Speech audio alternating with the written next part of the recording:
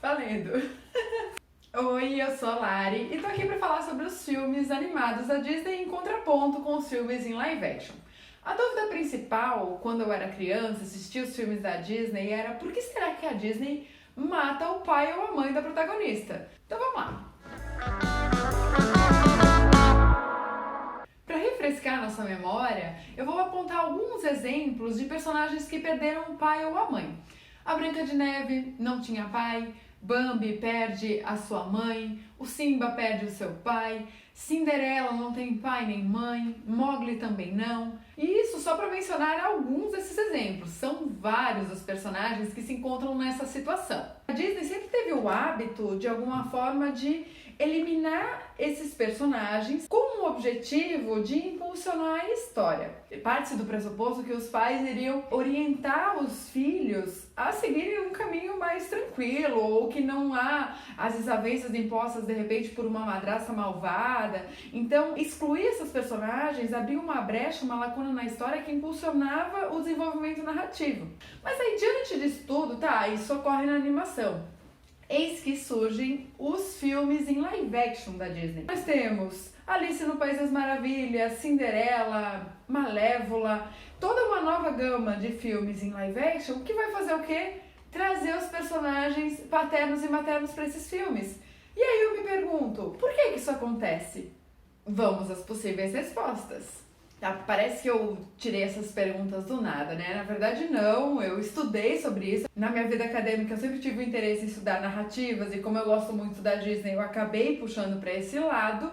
Mas quando eu me questionei o porquê que isso acontecia, três respostas são possíveis aqui. A primeira delas é a contextualização sociocultural do momento em que o filme retrata. Então, por exemplo, o filme Cinderela vai abordar uma situação do século XVI e naquele período, naquele espaço temporal, a mortalidade precoce era frequente. Então, se o filme retrata aquele período, consequentemente, se era uma situação que acontecia com frequência, também isso pode estar representado ali na tela.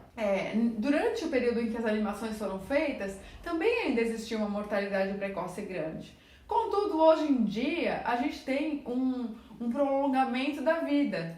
Porém, elas aparecem na história e ainda assim elas continuam falecendo. E aí a gente entra no aspecto da narrativa. Narrativamente, quanto mais eu me aproximo de um personagem, mais eu crio empatia. Então eu me envolvo emocionalmente, eu choro, eu dou risada. Então, se eu conheço o passado da personagem, se eu vejo ela sofrer com a perda precoce de algum familiar, consequentemente, eu me envolvo mais com essas motivações, eu entendo mais os seus motivos de agir daquela forma naquela história e acabo gostando ainda mais desse personagem. A maioria dos filmes da Disney são baseados em contos de fada, em obras literárias prévias.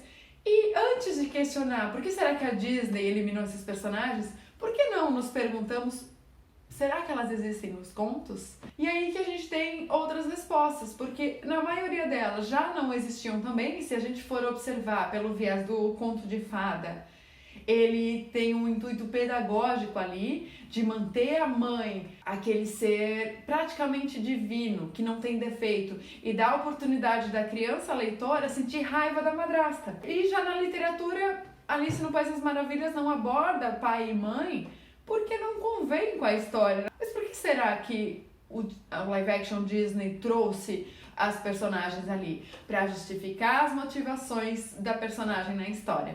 A Bela e a Fera, poxa, a animação jamais mencionou a mãe. O conto tem duas versões que não dão nenhuma visibilidade à mãe também, então já é um complemento. Porém, no live action o que acontece? A mãe existiu, era uma mulher à frente do seu tempo, no caso da Bela, né? É um reflexo daquilo que a Bela vai representar também, posteriormente, nesse filme. Os pais, inclusive, da Fera, existem no live action. Eles estão lá, a mãe como um ser bondoso que perdeu a vida, só que o pai muito cruel transformou aquela criança tão carinhosa em alguém cruel.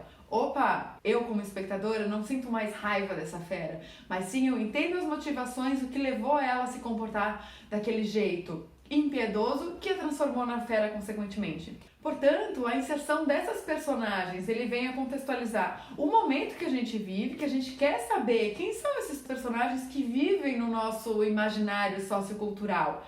A gente cresceu acompanhando histórias da Cinderela, da Bela e a Fera, e agora, quando eles surgem ressignificados nessas histórias em live action, a gente conhece mais sobre o passado, quem é o pai e a mãe dessas personagens.